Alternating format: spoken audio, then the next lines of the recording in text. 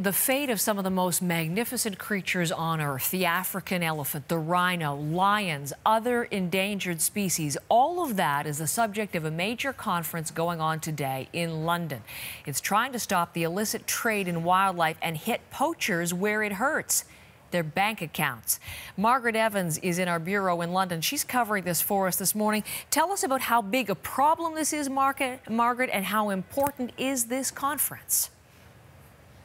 Well, as you've already pointed out, it's pretty huge. We're talking about some of the great creatures on our planet, and there are currently right now more than 1,000 species under threat of extinction, and that's many of them mainly because of the direct threat of poaching. They're being hunted down and slaughtered in huge numbers for their tusks, for their pelts, and of course, as you've mentioned in the case of the rhino, for their horn, which has taken on the same kind of cost in terms of wealth as gold, if you can imagine. And so that's made it hugely popular.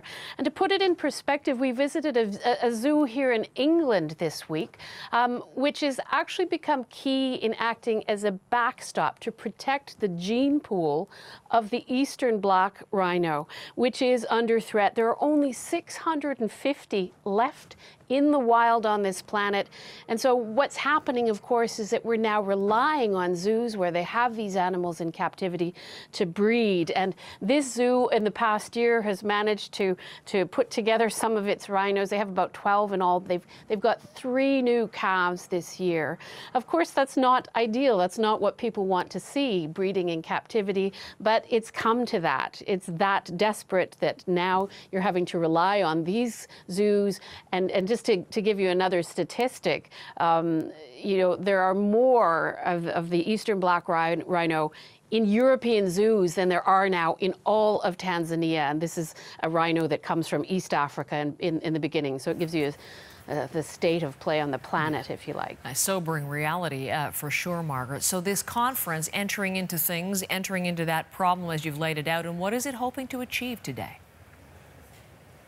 Well, Heather, they're bringing together all sorts of different players in this. So they're bringing representatives from governments. Canada is represented, wildlife officers, rangers from Africa, international financial institutions, because they say they want to get these trafficking networks where it hurts, which of course is in the bank account. And if you look at the global trade in illegal wildlife trafficking, that is the 4th most lucrative criminal trade for organized crime after people smuggling, arms trading, and drugs.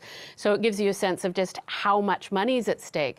But it happens on all sorts of levels as well. You know, animals are being traded for pets as well. We spent a bit of time at Heathrow Airport, a place they call it the Dead Shed. It's a grim place. It's full of, you know, monkey skulls and tiger pelts and things like that. These are all things that have been collected by people, sometimes ivory tusks from elephants.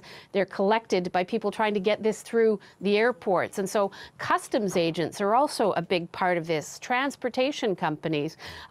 Trying to get this kind of international cooperation to start whittling away at these crime networks. And we spoke to a senior member of the UK Border Force about this. One of the things they're really trying to do is to make this, you know, drill it down that this is a huge criminal enterprise. And Prince William, who is one of the sponsors of the conference here in the UK this week, called for greater participation from financial institutions. And he called also for stronger criminal action, so more prosecutions and much tougher crimes on this. Again, he said, he stressed, as everybody at the conference has been doing so, the fate of so many animals on our planet depend on coordinated action now.